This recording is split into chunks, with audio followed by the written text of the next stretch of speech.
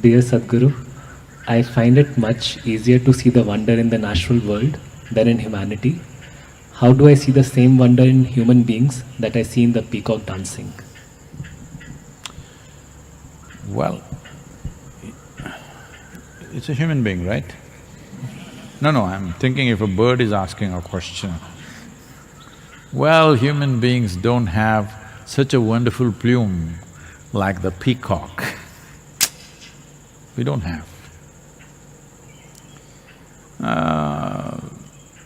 We can put it on, but it's just put on.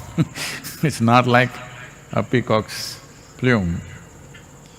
So, it's easy to see wonder in things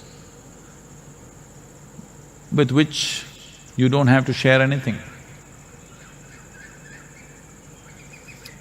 There is a whole culture growing in the world where people go about saying, I love the entire humanity, but I can't stand the next human being who's sitting here. It's very easy to love God, for example, because He never comes and sits at dinner table with you. Maybe you may take His name, but if He sits at the dinner, then there'll be problem. Because He never comes, even what you offer, you are very clear, only you get to eat it. Yes. If you start eating, the offerings will poof. I must tell you, this happened. This is a interfaith beggars association.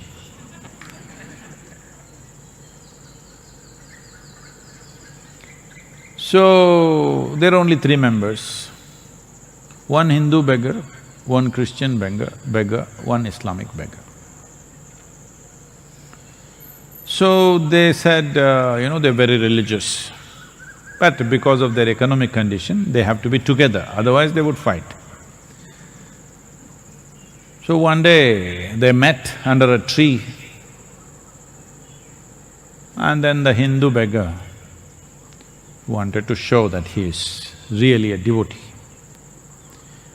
He said, see, every day whatever money and stuff, generally the money that comes to me, which comes in the form of coins and various small denominations, I write a large Om, and then I throw all the money up. Whatever lands on the Om belongs to Shiva, rest belongs to me.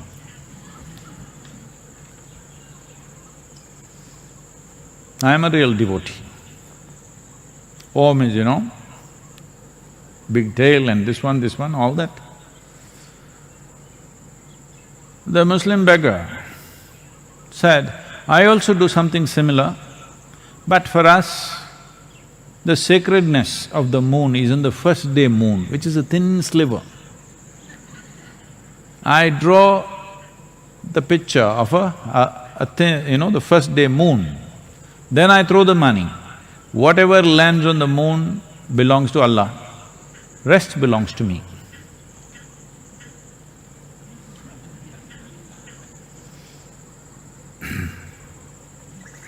Then they asked a Christian beggar, what do you do? He said, I'll take all the money and throw it up. Whatever is his, he will keep it, rest.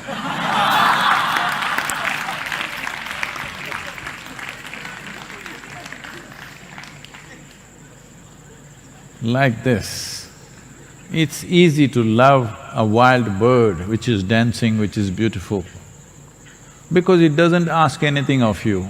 It doesn't even like you, actually. It doesn't think much of you. Have you seen how a peacock looks at you?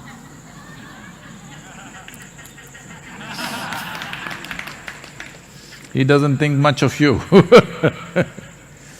So there's nothing you have to offer, there's nothing you have to do, you can just enjoy things long distance. This is why, people are now full of love affairs going on the Facebook, TikTok and whatever, Instagram and wherever, because you don't have to meet them, you don't have to share anything with them. You don't have to wait outside the bathroom when they're using it. You don't have to stand in a queue behind them. Nothing, instant, everything. If you don't like it, you can turn it off and wipe out the account.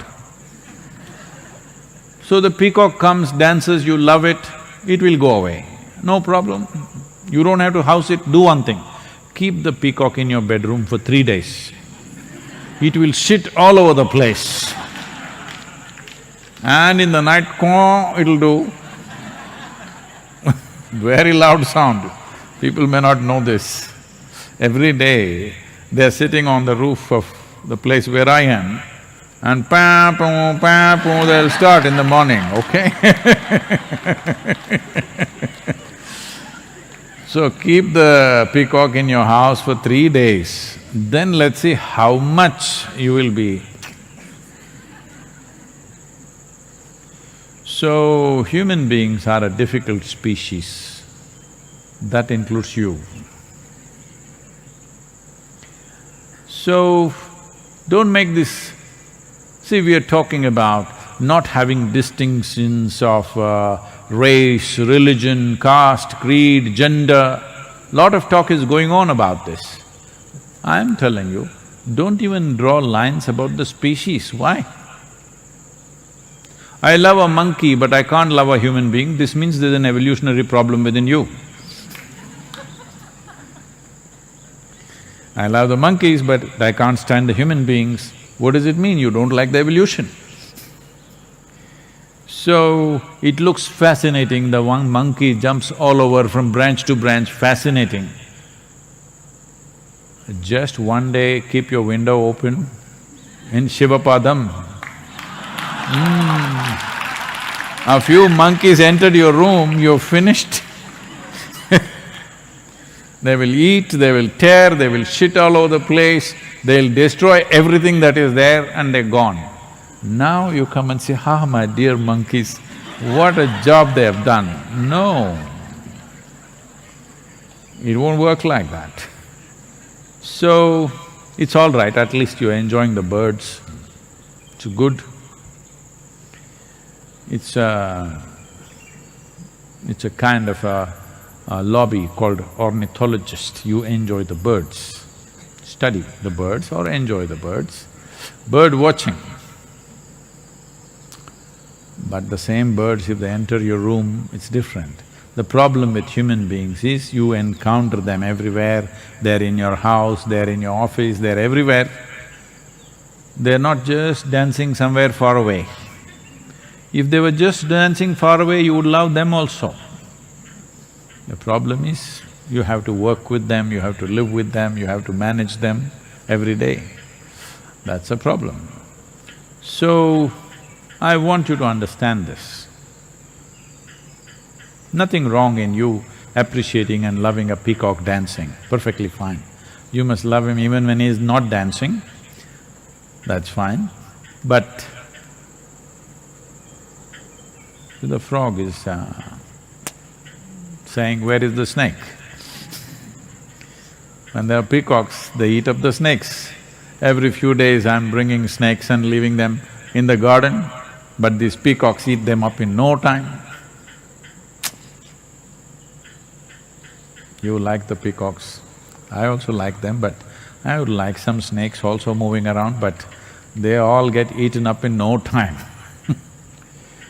So, it is easy to love when there is distance.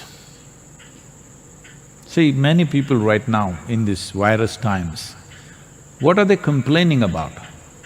Their loved ones, they're cooped up with them in the house. Big trouble. Domestic violence has increased 100%, some people are saying, in some countries, all kinds of troubles, everybody's seeking advice, what to do, how to manage this family. These are the same people you were missing because they were going to office every day. Why are you gone for so long? But now, they're home and trouble. Distance is a wonderful thing. Death is a fantastic thing.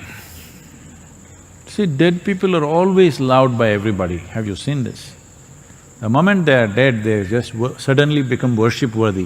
Why did you not worship them when they were alive? How come the moment they are dead, they became worship-worthy? Anywhere in the world, they'll put them up and do this, put flowers, do whatever. Just because they're dead. When they were alive, you were not willing to do it. When they're dead, you're doing it. That means what?